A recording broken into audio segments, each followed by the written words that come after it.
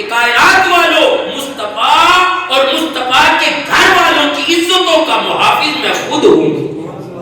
نبی صلی اللہ علیہ وسلم اور نبی کے گھر والوں کی عزتوں کا محافظ کون ہے؟ اللہ. ان کی عزتوں کا محافظ کون ہے؟ اللہ. اب حضرت ابراہیم علیہ السلام سے آگے آئے تھوڑا میرے امام الانبیاء اور پھر واقعہ کربلا پڑے. لوگ جملے کستے داد لینے کے لیے پیسے بٹورنے کے لیے زبانوں کو لگام دینا بھول جاتے ہیں. کہتے ہیں کہ میرے امام الانبیاء کے پیارے نواسے کی بہنوں کی عزتوں کو نعوذ باللہ پامال کیا گیا اور ان کے پردے کو پامال کیا گیا. اور سیدہ سکینہ کے متعلق کہا جاتا ہے کہ ان کی بالیاں کھینچی گئی. نہیں، یہ جھوٹ ہے، تاریخ کا بہتان ہے. میرے امام موسیٰ کاظم کی والدہ کی عزت جس طرح رب نے محفوظ کی ہے، اسی طرح حسین کی بیٹیوں کی عزت کا محافظ بھی میرا رب ہے.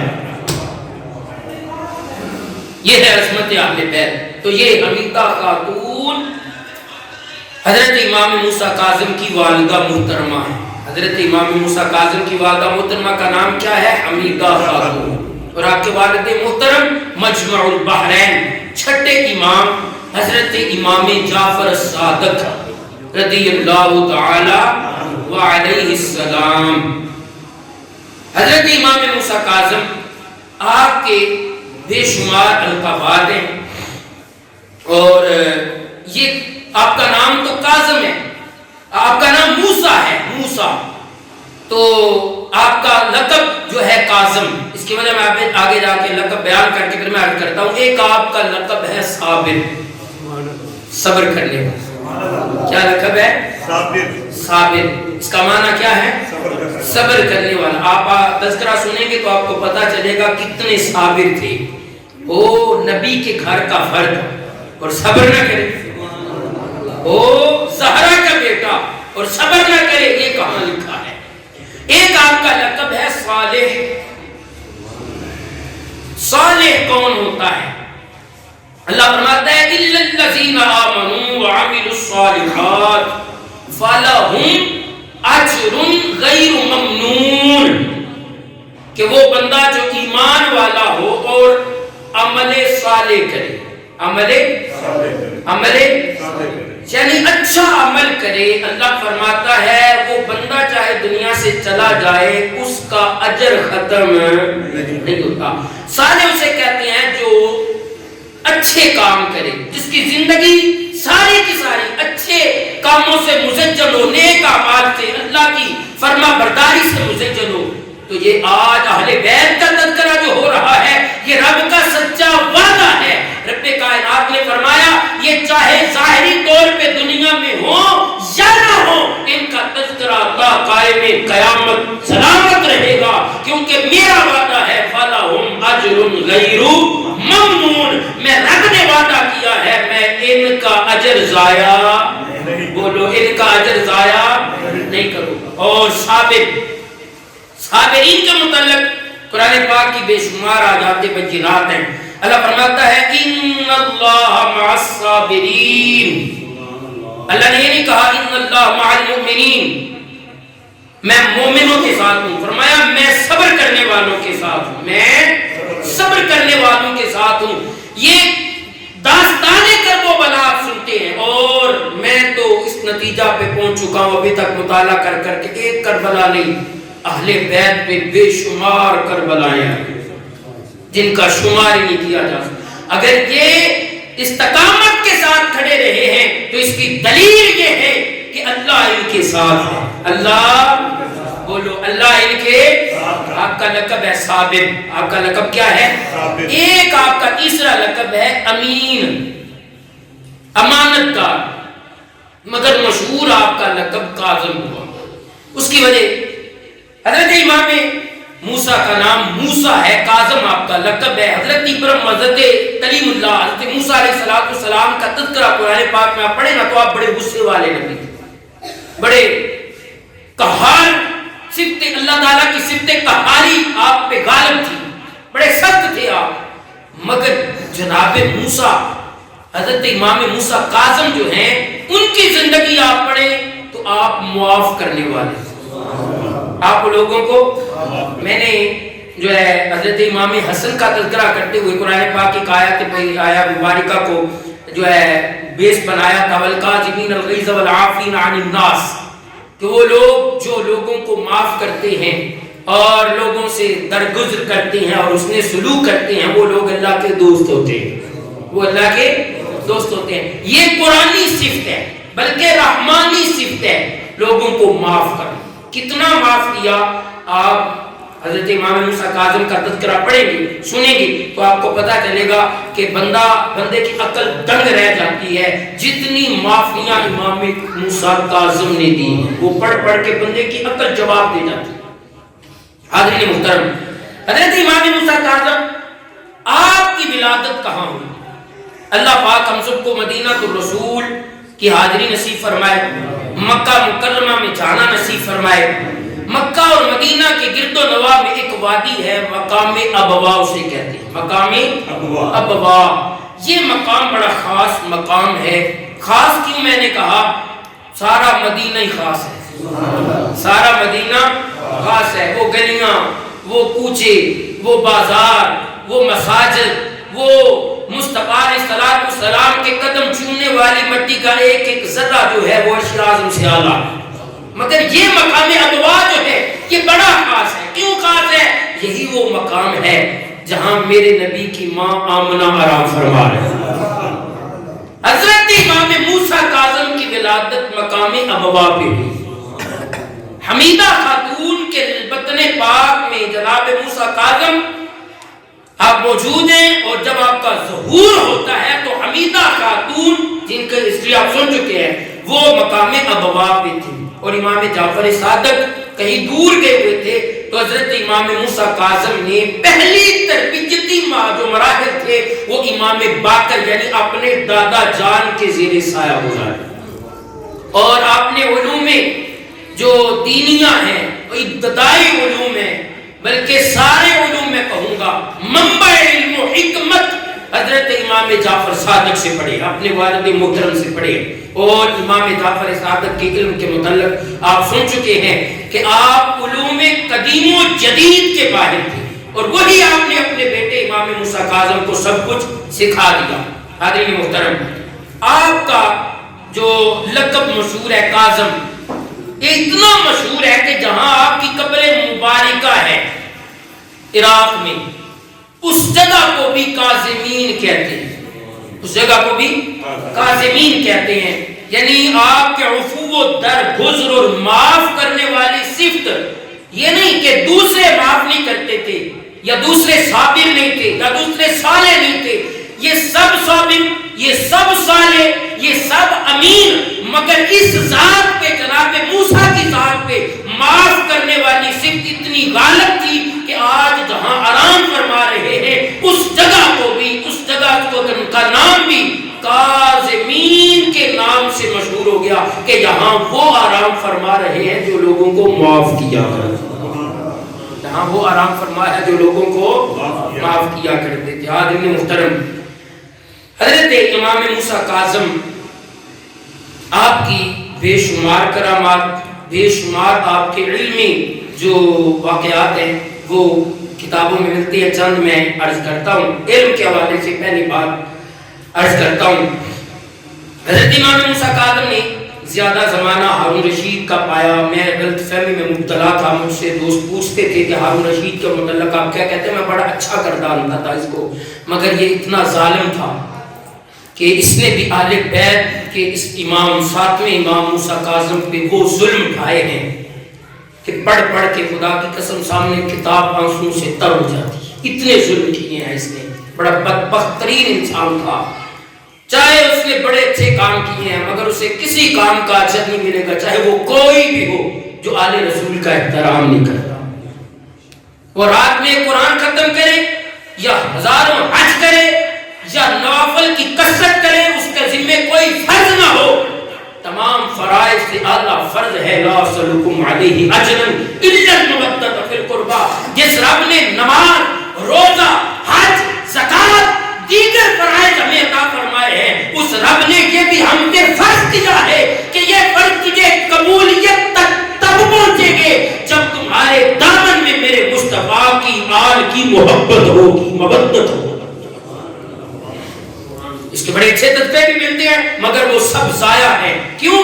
کہ اس نے آل رسول کا احترام نہیں کیا۔ اس سے پہلے 3 ظالم قسم کے بادشاہ، منصور، مہدی اور ایک اور بادشاہ ہے، اس کے دور کو حضرت امام موسیٰ کاظم نے دیکھا ہے۔ امام موسیٰ کاظم کے بچپن کے حوالے سے چھوٹی سی بات عرض کرتا ہوں۔ آپ اتنے ذہین، فطین، زیرک اور مواحد تھے کہ 4 سال کی عمر ہے آپ کی، بکری کے بچے کو کانوں سے پکڑ کے گلی میں لا کے کہتے ہیں رب کو سجدہ کرو، رب کو سجدہ کرو۔ اللہ اکبر۔ اس بکری نے سجدہ کیا، اس بکری نے سجدہ کیا۔ میں قربان جاؤں، یہ اس نانا کا نواسا ہے، یہ اس گھرانے کا چشم و چراغ ہے، یہ اس مولا کائنات کا بیٹا ہے، یہ اس محمد کے گھر کے نسل کو آگے چلانے والا موسیٰ کاظم ہے، جس کو فرشتے بھی احترام کی نظروں سے دیکھتے ہیں اور جانور مصطفیٰ کو سجدہ کیا کرتے تھے۔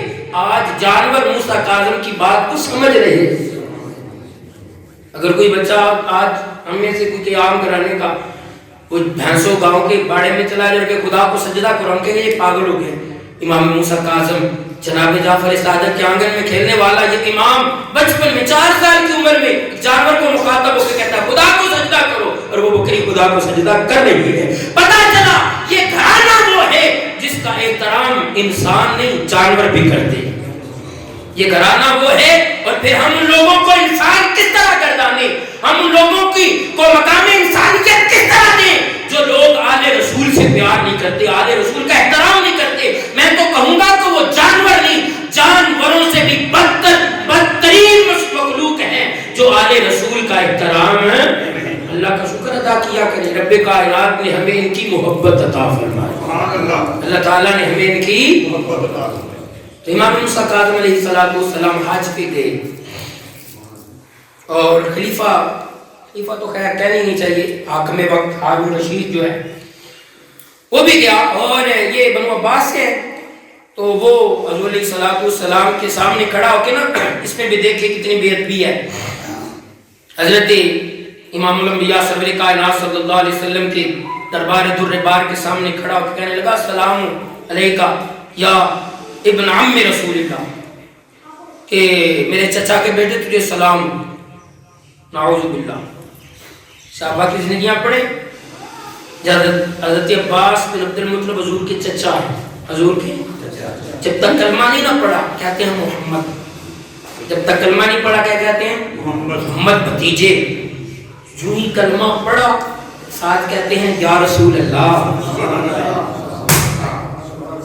بڑے محبت والا پوائنٹ میں آپ کی سماعتوں کی نظر کر دیا، جو ہی اقرار کر لیا لا الہ الا اللہ، اب نام نہیں پکارا، آئے کیونکہ رب نے کہا ہے نا جب میرے محبوب کو بلانا ہے تو اس طرح نہیں بلانا جس طرح آپس میں ایک دوسرے کو بلاتے ہو۔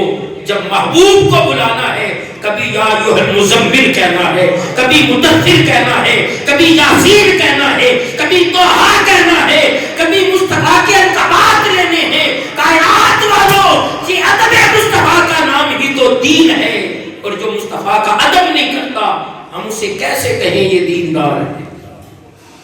تو ہارون کہنے لگا میرے چچا کے بیٹے تجھے سلام۔ تو امام موسیٰ کاظم بھی کھڑے تھے، تو آپ نے عرض کی السلام علیکہ یا سیدی یا رسول اللہ، ساتھ آپ نے الفاظ دہرائے میرے نانا جی آپ کو سلام، میرے نانا میرے ابا، ہاں مسٹیک ہو گیا، آپ نے میرے ابا جان آپ کو حضور کی بارگاہ میں پہلے عرض کی السلام علیکہ یا رسول اللہ، پھر عرض کی میرے ابا جان آپ کو سلام۔ تو ہارون رشید کہنے لگا کہ تو کس طرح کہتا ہے کہ نبی میرا باپ ہے؟ بڑی محبت والی بھی بات ہے، اور امام موسیٰ کاظم کی قرآن سے متعلق کتنی دلچسپی تھی وہ توجہ سے آپ نے سماعت فرمانی ہے، ایک بار محبت سے کہہ دیں۔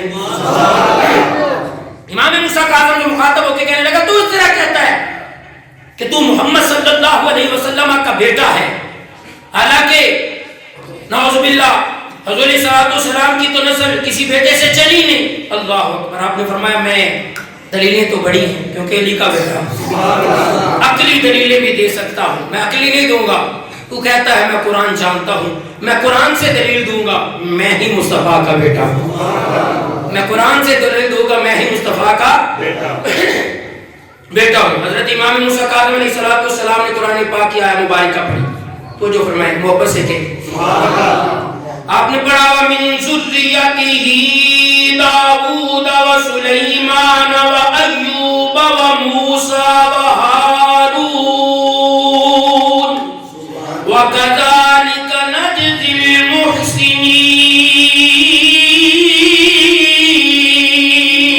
المحسنين وزكريا ويحيى وعيسى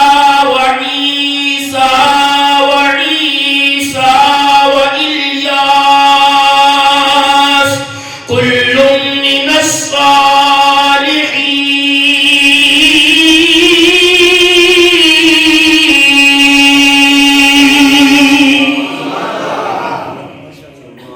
آپ نے پڑھا اور اس کی اولاد سے داؤد، سلیمان، ایوب و یوسف اور موسیٰ و ہارون علیہ السلام کو، اور ہم ایسا ہی بدلہ دیتے ہیں نیکوکاروں کو، اور زکریا اور یحییٰ اور عیسیٰ اور الیاس کو. یہ سب ہمارے مقرب ہیں، یہ سب ہمارے. آپ نے فرمایا بتا عیسیٰ کے باپ کا نام کیا ہے؟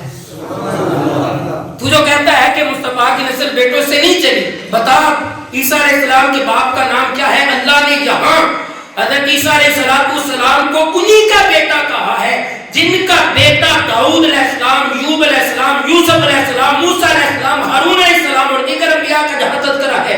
کہنے لگا حضرت عیسیٰ علیہ السلام تو بغیر باپ کے پیدا ہوئے. فرمایا پھر ان کا شجرہ نبیوں سے کس طرح مل گیا؟ کہنے لگا ماں کی طرف سے. فرمایا میرا شجرہ بھی اماں زہرا کی طرف سے مصطفیٰ صلی اللہ. اگر عیسیٰ کو مانتا ہے کہ یہ نبیوں کی اولاد ہیں حالانکہ آپ کے باپ ہیں نہیں، پھر مجھے بھی ماننا پڑے گا، میرے متعلق بھی ماننا پڑے گا کہ میں بھی نانا مصطفیٰ کا بیٹا ہوں. اگر عیسیٰ نبیوں کی اولاد ماں کے وسیلہ سے بنتا ہے تو موسیٰ کاظم بھی ماں کے وسیلہ، زہرا کے وسیلہ سے محمد کا بیٹا بنتا ہے. اور آپ نے فرمایا ایک اور آیت پڑھ دیتا ہوں تیرے لیے، ایک اور آیت پڑھتا ہوں. اللہ اکبر. آپ نے آیت مبالہ پڑھی فَمَنْ حَاجَّكَ فِيهِ مِنْ بَعْدِ مَا جَاءَكَ مِنَ الْعِلْمِ فَقُلْ تَعَالَوْا نَدْعُ أَبْنَاءَنَا وَأَبْنَاءَكُمْ وَنِسَاءَنَا وَنِسَاءَكُمْ وَأَنفُسَنَا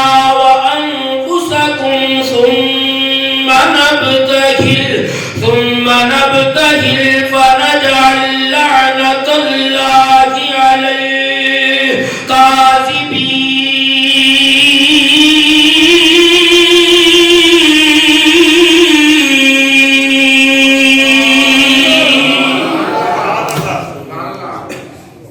فرمایا سن، یہاں اللہ تعالیٰ نے مولا کا اللہ تعالیٰ نے حضور کو فرمایا تھا جانے لے ہو، انہیں کو اپنی جانیں تم لے ہو، ہم اپنی جان لے آتے.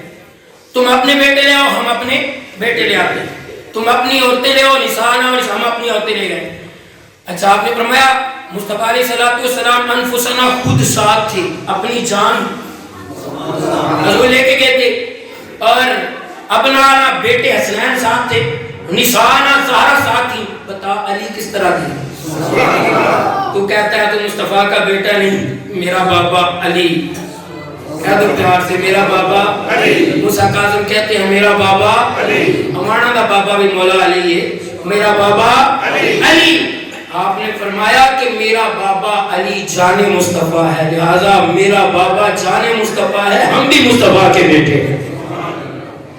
جہاں آپ نے دو دلیل کے طور پہ دو آیات پڑھی. حاضرین محترم، میرے کریم آقا علیہ السلام کے غلام، یہ آپ کا علمی وقار ہے. اور قرآن پاک آپ نے اپنے نسب پہ اعتراض سن کے قرآن پڑھا، پتہ چلا ہم جنہیں پیر مانتے ہیں، ہم جنہیں امام مانتے ہیں، وہ جاہل نہیں، وہ قرآن کے عالم. یہ کوئی فقہ کا مسئلہ نہیں تھا، یہ کوئی نماز کا مسئلہ نہیں تھا، یہ کوئی زکوٰۃ، صدقات، خیرات، روزے اور نفل کا مسئلہ نہیں تھا. یہ حضرت موسیٰ کاظم کے نسب پہ ہٹتی. ہم تو ان کو مانتے ہیں جو اپنا نسب بھی قرآن سے بیان کیا کرتا. ہم ہم تو ان کو مانتے ہیں جو اپنا نسب بھی قرآن سے بیان کیا کرتے ہیں. حاضرین محترم توجہ فرمائیں. میرے کریم آقا علیہ الصلوۃ والسلام کے غلاموں, علامہ ابن جوزی رحمۃ اللہ علیہ نے لکھا ہے کہ ایک اللہ کے نیک بندے حضرت شفیق بلخی, تصوف کی کتابیں پڑھے تو سر فہرست آپ کو ان کا نام ملے گا, حضرت شفیق بلخی کہتے ہیں کہ حج کی طرف جا رہے ہیں اور بڑی کثرت ہے, ہجوم ہے لوگوں کا, اور ایک نوجوان جو اس نے گدڑی پہنی ہوئی ہے اور بدن کمزور سا ہے, گندمی رنگ ہے, خوبصورت چہرہ ہے اور صوف کا جو ہے لباس پہنا ہوا ہے اون کا, اور لوگوں کے ساتھ جا رہا ہے. کبھی تنہا بیٹھ جاتا ہے, کبھی مجمع دے آ جاتا ہے, اکثر تنہائی میں رہتا ہے. شفیق کہنے لگے میں نے اپنے دل میں سوچا کہ یہ صوفی ٹائپ آدمی ہے, لوگوں کے ساتھ حج کو جا رہا ہے, صوفیوں کا ایک اپنا خاص طریقہ کار ہوتا ہے, یہ لوگوں کے لیے بوجھ بنے گا. شفیق بلخی کہنے لگے کہ میں نے اللہ کی قسم کھائی اپنے دل میں, اپنے دل میں, اور میں نے کہا میں اس شخص کے پاس جاتا ہوں اور اسے سخت الفاظ سے کہوں گا کہ تو صوفی ہے, تیرا تو مجمع میں کوئی کام ہی نہیں, تیرا تو مجمع میں کوئی کام ہی نہیں ہے. صوفی وہ ہوتا ہے جو دنیا داری سے ہٹ جائے اور علیحدہ ہو جائے اور تاریخ دنیا ہو جائے, تو لوگوں کے ساتھ کیسے جاتا ہے. شفیق بلخی کہتے ہیں جو ہی میں اس لڑکے کے قریب گیا نا تو اس نے قرآن کی آیت پڑھ دی, اس نے قرآن کی آیت پڑھ دی. فرمایا یا شفیق اجتنبوا کثیرا من الظن ان بعض الظن اثم. اے شفیق بلخی بدگمانی نہ کیا کر, اے شفیق بدگمانی نہ کیا کر. ان بعض الظن اثم, اللہ کا فرمان ہے کہ بعض بدگمانیاں سخت گناہ ہیں. اچھا, ہمارے معاشرے میں جو بہت بڑی اختلافات کا سبب ہے, بہت بڑا سبب ہے, وہ برا ظن, برا گمان. یعنی میرے دل میں اگر کسی کا متعلق برا خیال آ گیا تو میں نے اسے تعلق توڑ دیا, چاہے کہ وہ جو خیال آیا ہے میں اس کے ساتھ شیئر کروں, اس کے ساتھ اسے بیان کروں, کہوں کہ میں سوچتا ہوں, میں سمجھتا ہوں کہ تجھ میں یہ گناہ ہے. اگر وہ ہوگا وہ اقرار کرے گا, اگر نہیں تو وہ انکار کرے گا, ہمارا اس کا تعلق جو ہے وہ خراب نہیں ہوگا. اس لیے اللہ نے بدگمانی کو بہت بڑا گناہ قرار دیا. وہ کسی کے متعلق ایسے ہی سوچتے رہنا یہ شرابی ہے حالانکہ کسی کی گواہی بھی نہ ہو, یہ زنا کرتا ہے حالانکہ کسی کی گناہ گواہی. اس ایسا سوچنے, یعنی اس کو آسان یوں کر لیں قرآن کی آیت کو کہ اللہ نے کسی شخص کے متعلق برا سوچنے سے منع فرمایا, برا سوچنے سے. اور ہم تو زبان سے گالیاں بکتے ہیں, ہم زبان سے گالیاں نہیں ایک دوسرے کو بکتے. جب اللہ نے برا گمان کرنے سے منع فرمایا ہے تو ہم تو زبان سے مباحثات کرتے ہیں ایک دوسرے کے متعلق. ہمیں سیکھنا چاہیے. حضرت امام موسیٰ کاظم نے فرمایا شفیق برا نہ سوچا کرو, برا سوچنا بہت بڑا گناہ. اللہ اکبر. فرمایا شفیق بلخی کہتے ہیں میں بڑا متاثر ہوا.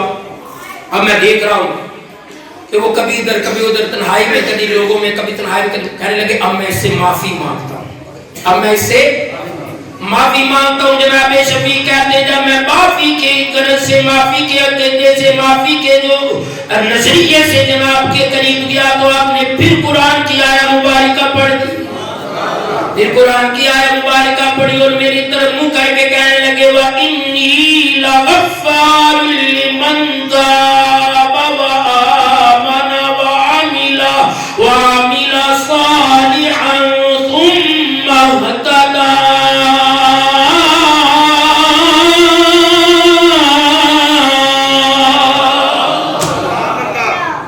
شفیق کہنے لگے میں معافی مانگنے والا تھا اس لڑکے سے, تو اس نے کہا بے شک اللہ فرماتا ہے بے شک میں بخشنے والا ہوں اور جس نے توبہ کر لی. وَإِنِّي لَغَفَّارٌ لِمَنْ تَابَ, اللہ فرماتا ہے جس نے توبہ کر لی اور اچھا عمل کیا وہ ہدایت پا گیا. یعنی امام موسیٰ کاظم نے فرمایا مجھ سے نہ معافی مانگ, مجھ سے نہ معافی مانگ. یہاں یہ بھی پتا چلا اگر کسی اللہ کے بندے کو ناراض کرتے ہو تو بندے سے معافی مانگو تو بڑی بات ہے, پہلے اللہ سے مانگ لو, کیونکہ اللہ کو اپنے بندوں سے بڑا پیار ہے. ماں اتنا پیار نہیں کرتی جتنا بندے سے اللہ پیار کرتا ہے. اللہ اکبر. حضرت شفیق بلخی فرماتے ہیں مجھے لگا یہ بندہ ابدال ہے جو دل کی باتوں کو جانتا ہے. یہ بندہ ابدال ہے. ابدال ایک تصوف کا مقام ہے. جیسے councillor, D P O, D C O, D I G یہ ہوتے ہیں دنیاوی ہوتے ہیں, اسی طرح ابدال اسے کہتے ہیں جو دلوں کے راز جانتا ہے. بندہ سامنے ہے, زبان کھولی نہیں, دل میں کیا ہے وہ ابدال بتا دیتا ہے. یہ شان ہے خدمتگاروں کی, یہ شان ہے خدمتگاروں کی. کہہ لو یار, یہ شان ہے خدمتگاروں کی. یہ سرکار کے غلاموں کا مقام ہے تو خود سرکار کا مقام کیا ہوگا. اللہ اکبر. حاضرین محترم, حضرت شفیق بلخی کہتے ہیں کہ اس نے آیت پڑھی اور مجھ سے دامن چھڑا کے چلا گیا. میں نے سمجھا کہ یہ نوجوان جو ہے ابدالین میں سے ہے. اب فرماتے ہیں پھر مقام ابوا پہ چلے, وہی مقام جہاں حضرت امام موسیٰ کاظم کی ولادت کے متعلق میں نے عرض کیا کہ آپ اپنی جائے ولادت پہ چلے گئے اور میں نے دیکھا کہ آپ کے پاس ایک ڈول ہے اور آپ ڈول سے کنویں میں سے پانی نکالنے لگے ہیں. ہوا یوں کہ وہ ڈول کنویں میں گر گیا, وہ ڈول کنویں میں گر گیا. تو آپ نے عرض کی انتا شربی اذا زمنت من الماء, یا اللہ تو ہی مجھے پلانے والا ہے, میں پیاسا ہوں, مجھے پانی پلا دے. ڈول گرا, پریشانی ہوئی, دعا کی یا اللہ تو ہی پانی پلانے والا ہے, تیرے سوا کوئی معبود نہیں ہے, تو ہی کارساز ہے, میرے مالک تو مجھے پانی پلا دے. تو شفیق بلخی کہتے ہیں فواللہ لقد رأیت الماء, خدا کی قسم میں نے دیکھا کہ پانی کنویں کے باہر ابالے لے. پانی کنویں کے باہر یوں آ رہا ہے جیسے آگ نیچے جلا دی گئی ہو. اللہ اکبر. حاضرین محترم, یہ موسیٰ کاظم ہے. اب بڑی توجہ کرنی ہے آپ نے. اس کے باپ کا نام ہے جعفر صادق, اس کے باپ کا نام ہے باقر, ان کے باپ کا نام ہے زین العابدین, ان کے ابا کا نام ہے حسین. یہ مولا حسین کے پوتے کا پوتا کنویں کے پاس ہو کے دعا کر رہا ہے, پانی قدموں کو چوم رہا ہے. واہ حسین, تو نے دعا کی. یہ کاظم نے کنویں کے پاس کھڑے ہو کے پانی کو باہر بلا کے کائنات والوں کو بتا دیا میرے بابا حسین نے دعا بھی نہیں کی تھی, اگر وہ دعا کرتے تو عسکر پیاسا نہ جاتا. میں حسین کی بارگاہ میں عرض کرتا ہوں, تیرے پوتے کا بیٹا دعا کرتا ہے اور تو پانی آ جاتا ہے. حسین تو نے عسکر کے لیے دعا کیوں نہ کی؟ فرمایا یہ میرے پوتے کا بیٹا, اس نے دعا کر لی, میں رضا پہ راضی بیٹھا, میں رضا پہ راضی بیٹھا رہا. طاقت ہندے اور زور نہ لایا, بیٹھے من رضائی, پانی باج پیاسے ٹر گئے دین دنیا میں.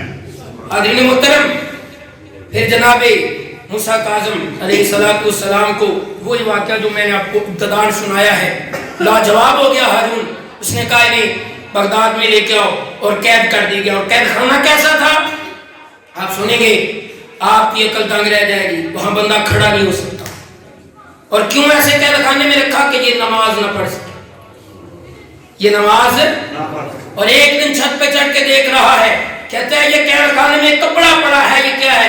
کہنے لگے ظالم یہ کپڑا نہیں, یہ موسیٰ کاظم سجدے میں پڑا ہے, یہ موسیٰ کاظم سجدے میں پڑا ہے. ایک دفعہ آپ کو قید کیا اس سے پہلے کسی ظالم منصور نے, غالباً منصور نے, تو امام الانبیاء کے مولا کائنات خواب میں آیا اور آپ نے فرمایا ظالموں میری اولاد کو تنگ کرتے ہو, آ کے بلایا.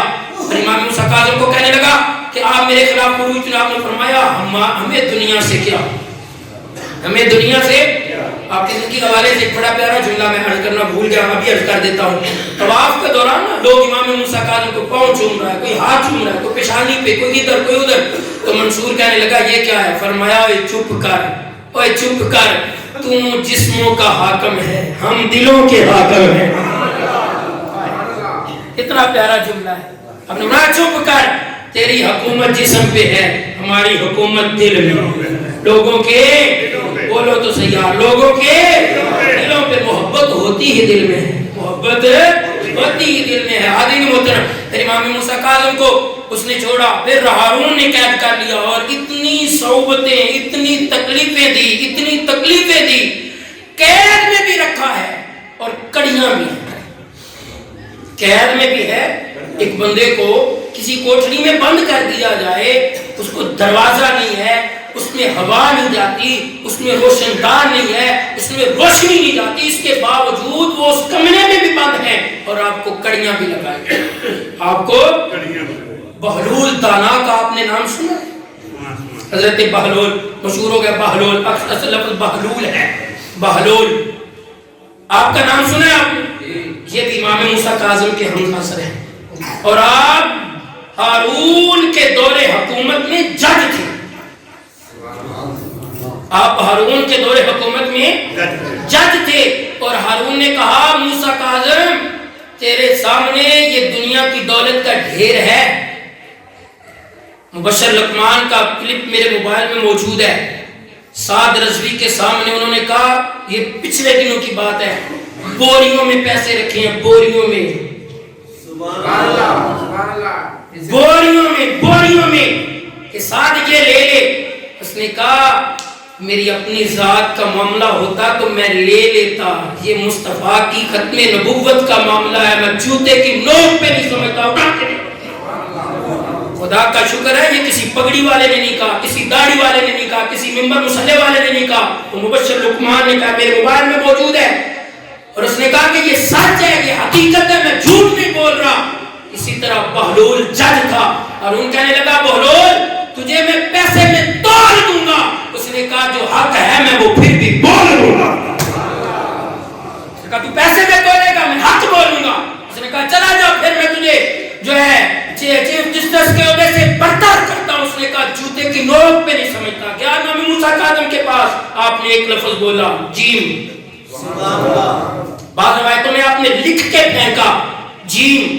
تو یہ چار بندے تھے، چاروں کا اگر تذکرہ کروں گا تو بہت وقت چاہیے۔ جناب بہلول نے نہ پڑھا نا تو آپ نے فرمایا کہ امام موسیٰ کاظم نے فرمایا کہ اگر میری محبت کے ساتھ زندہ رہنا چاہتے ہو تو مجنون بن جاؤ، جنون اختیار کر لو، جنون اختیار کر لو۔ تو وہ جج چیف جسٹس بغداد کا بہلول دانا، اس نے کیا کیا، لکڑی کا گھوڑا بنایا اور بچوں کے ساتھ کھیلنے لگا۔ لوگوں نے کہا یہ تو پاگل ہو گیا، یہ وہی بہلول ہے جو جنت کے گھر بیچا کرتا تھا اور یہ خادم تھا امام موسیٰ کاظم کا۔ حضرین محترم یہ اس طرح کے معاملے، جو اہل بیت کا نام لیتا تھا اس کا بھی جینا اجیرن کر دیا جاتا تھا، جو محدث اہل بیت سے روایت لیتا تھا اس کا بھی جینا اجیرن کر دیا جاتا تھا۔ امام نسائی کی خصائص علی اٹھائے، امام نسائی نے خصائص علی پہ احادیث اکٹھی کی، ظالم حکمرانوں نے آپ کو قتل کیا، آپ کو شہید کیا، شہید کر کے آپ کی لاش کو گھوڑوں کے پیچھے باندھ کے پوری ریاست میں دوڑایا گیا کہ جو علی اور علی کے بیٹوں کا نام لے گا اس کے ساتھ یہ سلوک کیا جائے۔ امام موسیٰ کاظم آپ نے اپنے خادم خاص سے کہا یہ مجھے زہر دیں گے، یہ مجھے زہر دیں گے، جب میں زہر کھاؤں مجھے زہر دے دیا جائے گا، پہلے میرا جسم جو ہے وہ پیلا ہو جائے گا، پھر میرا جسم جو ہے وہ سبز ہو جائے گا، پھر میرا جسم سیاہ ہو جائے گا، اور جب جسم سیاہ ہوگا تو میں جانور نہیں ہو سکوں گا، پھر میں اس دنیا سے جام شہادت پی کے چلا جاؤں گا۔ حاضرین محترم انگوروں میں زہر جو ہے شامل کر کے وہ امام موسیٰ کاظم کو دیا گیا۔ امام موسیٰ کاظم کو جب زہر دیا گیا وہی کیفیات بننے لگی۔ آپ کے خادم نے بھانپ لیا کہ آپ نے جو بتایا تھا، جسم پیلا ہو گیا، پھر سبز ہو گیا، پھر آپ کا جسم سیاہ ہو گیا، اور پھر آپ کو حاضرین محترم اسی قید خانے میں رکھ کے رؤساء کو بلایا گیا کہ دیکھو یہ طبعی موت گئے ہیں، یہ طبعی موت گئے ہیں، حکمرانوں کا اللہ بیڑا غرق کرے۔ آج بھی غلامان مصطفیٰ کے ساتھ ایسا کھیل کھیلا جاتا ہے کہ وہ دنیا سے چاہتے تو ہیں مگر ان کے ساتھ کیا ظلم ہوا ہے، کیا ستم ہوا ہے، کیا جبر ہوا ہے یہ نہیں بتاتے۔ حاضرین محترم میں بار بار یہ جملے رپیٹ کر رہا ہوں، پورا اقتدار جو ہے وہ ایک غلام مصطفیٰ سے خوف زدہ ہو جاتا ہے۔ یہی معاملہ امام موسیٰ کاظم کے ساتھ ہوا اور آپ کا جسم سیاہ ہو گیا، آپ کی روح نکل گئی، آپ شہید ہو گئے، جام شہادت نوش کر لیا۔ آپ کا جنازہ اٹھا کے بغداد کے ایک پل پہ رکھ دیا گیا اور لوگوں کو کہا گیا کہ آؤ دیکھو۔ حضرین محترم آپ کا کلیجہ منہ کو آئے گا، آنکھیں خون کے آنسو رہیں گی۔ امام موسیٰ کاظم وہ مظلوم ہیں جن کو جام شہادت جن نے پی لیا اور جن کو زہر دیا گیا اور جن کو کڑیاں لگائی گئی۔ لوگوں کڑیاں کھولی گئی جب امام موسیٰ کاظم کی روح نکل چکی تھی. اتنے ظلم، اتنے ستم، اتنے جبر یہ مصطفیٰ کے گھرانے کے ساتھ ہوئے. حاضرین محترم، میرے کریم آقا علیہ السلام کے غلاموں، یہ دنیا دار حکمرانوں کی یہ ہسٹری ہے، اور یہ ایک طرف مصطفیٰ کے گھرانے کے صابرین کا تذکرہ ہے. اوف، ان دنیا داروں پہ آج اپنی بیٹیاں لے آئے مساجد میں. آپ سب نے وہ کلپ دیکھا ہے، وہ ویڈیو دیکھی ہے. اس گندے انسان کا میں نام بھی ممبر پہ لینا گوارا نہیں کرتا. مفتی منیب نے کہا تھا یہ خود ایک وائرس ہے. وہ اپنی بہنوں کو لے آیا، وہ اپنی بیٹیوں کو لے آیا. یہ دنیا دار حکمرانوں کی کیفیت ہے. مسجد وزیر خان کی کا تقدس پامال کرنے کے لیے ظالموں نے اپنی ماں کی عزتیں داؤ پہ لگا دی، اپنی بیٹیوں کی عزتیں داؤ پہ لگا دی، اپنی بہنوں کو لا کے اس جگہ پہ نیم پہنا، لباس پہنا کے مسجد میں کھڑا کر کے نچوایا، اور ساتھ اپنی بہنوں کے ساتھ کھڑے ہو کے تالیاں بجا رہے ہیں. غلامان مصطفیٰ، ان کو رب کبھی معاف نہیں کرے گا. دیکھا ہے آپ نے وہ منظر، دیکھا ہے آپ نے وہ منظر. وہ دنیا کا کتا کہنا بھی اس کی، میں کہتا ہوں کتے کی توہین ہے. مسجد وزیر خان جو ایک تاریخی مقام ہے، وہاں پہ لڑکیاں ہیں، طوائف عورتیں ہیں، وہ ان کی مائیں، ان کی بہنیں ہیں. ظالموں، تجھے اسلام سے تعلق نہیں ہے، تجھے دین سے پیار نہیں ہے، تجھے قرآن سے پیار نہیں ہے. اچھا نہیں ہم نے مان لیا. اپنی ماں، بہنوں، بیٹیوں کی عزتوں کو محفوظ رکھو، اپنی بہنوں کی عزتوں کو محفوظ رکھو. اب تم لوگوں نے انہیں مسجدوں میں لا کے نچوانا شروع کر دیا ہے. لا حول ولا قوت. نچوانا ہے تو اپنے گھر میں مجرے خانے بناؤ، اپنے گھروں میں کعبہ خانے بناؤ، اپنے گھروں میں صلاح خانے بناؤ. یہ مسجدیں فنکاروں کے ناچنے کے لیے نہیں ہیں، یہ ڈانس کلب نہیں ہے، یہ تو سجدہ گاہیں ہیں. خدایا انہیں تو معاف کر دو. ٹھیک ہے تمہارا دین کے ساتھ کوئی تعلق نہیں ہے، اور دینی جو مقامات ہیں ہم ان کا ادب کرتے ہیں. ہمارے جو ہیں ہمارے جذبات کو کیوں مجروح کرتے ہو، اور پھر کہتے ہو وقت لینے آ جاتے ہو. 1 مہینے کا وقت دے دو، 2 مہینے کا وقت دے دو. یاد رکھو میں نے اس وقت بھی کہا تھا خادم رضوی ایک نہیں، خادم رضوی ہزاروں خادم رضوی پیدا کر. ایک ایک بچہ آج لبیک کا نعرہ لگا رہا ہے. یار آپ کا جس مسلک کے ساتھ تعلق ہے، آپ کی جو بھی سوچ ہے، جو بھی فکر ہے، آپ چاہتے ہیں مسجد میں کوئی ڈانس کرے؟ بولو تو صحیح. کون چاہتا ہے کلمہ پڑھنے والا؟ خدا کی قسم وہ اپنی ماں بہنوں. کہتے ہیں نا شرفاء کی عزت پہ داغ لگانے کے لیے لوگ اپنی بیٹیاں بھی پیش کر دیا کرتے. امام موسیٰ کاظم کے متعلق میں نے پڑھا ہے، ہارون نے اپنے گھر میں رہنے والی بیٹیوں کو بھیجا تھا. آپ نے فرمایا لے جاؤ، ہمارے رسول ہیں. کیا آپ نے پڑھا نہیں تاریخ کا وہ ورق کہ جناب عبدالستار خان نیازی رحمت اللہ علیہ کے سامنے ان لوگوں نے طوائفہ بھیجی. آپ نے فرمایا بھٹو یہ تو طوائفہ ہے، اس کا کام ہی زنا کرنا ہے. نیازی کے سامنے کوئی اپنے گھر کی عورت لاؤ، میں مصطفیٰ کی بیٹی سمجھ کے اس کی طرف بری آنکھ نہیں اٹھاؤں گا، بلکہ اس کے سر پہ باپ جیسا ہاتھ رکھوں گا. اور ظالموں تجھے اسلام سے تعلق نہیں ہے، تجھے قرآن سے تعلق نہیں ہے، اپنی ماں بہنوں بیٹیوں کو نہ نچواؤ. اگر ناچنا گانا ان کی فطرت میں ہے تو کعبہ خانے گھروں میں بنا لو. مساجد کے جو ہیں حاضرین محترم تقدس کو پامال نہ کرو. اللہ تعالیٰ ہمیں سمجھنے کی توفیق عطا فرمائے. کیا ہوا جو فرانس نے بل منشور کیا ہے؟ ہمارے پاس بم نہیں ہے، ہم کوئی محتاج ہے؟ ہمارے پاس اللہ تعالیٰ نے ہمیں اپنی قوت دی ہے کہ نہیں دی؟ اللہ تعالیٰ ڈاکٹر قدیر کو عزت ہی عطا فرمائے. وہ کہاں چلانا ہے تم لوگوں؟ کہتے جی فرانس نے اسلام کے خلاف بل پاس کر دیا ہے. اچھا تم نے چوڑیاں پہن رکھی ہیں تو بھاٹ جاؤ. یہ مسجدوں میں چند سو تنخواہ لینے والے غلامان مصطفیٰ کو آگے کرو، لبیک کا نعرہ لگا کے خدا کی قسم کفر کو نست و نابود نہ کر دے تو کہہ دے. پوچھو ان بابوں سے 71 کی جنگ میں جنہوں نے دیکھا تھا لاہور بارڈر، سیالکوٹ بارڈر پہ وہ سبز چولوں والے کون تھے؟ ابھی وہ ہیں. تم ان کے در پہ جاؤ تو صحیح. اللہ تعالیٰ ہمیں سمجھنے کی توفیق عطا فرمائے اور فیصلوں کے وقت صحیح فیصلے کرنے کی توفیق عطا فرمائے. وصلی اللہ تعالی علیہ وسلم.